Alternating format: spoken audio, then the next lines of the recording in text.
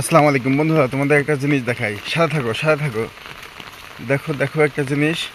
সকালে উঠে অনেক বৃষ্টি হচ্ছে, অনেক বৃষ্টির মধ্যে একটা শিয়াল। দেখো দেখো, শিয়াল মামা। ওই যে দেখো, শিয়াল মামা। দেখো দেখো দেখো, শিয়াল মামা বেরোইছে। কোথায় যাবে দেখা যাক, কোথায় যাবে। দেখো, তোমার নিচে দেখতেছো বন্ধুরা?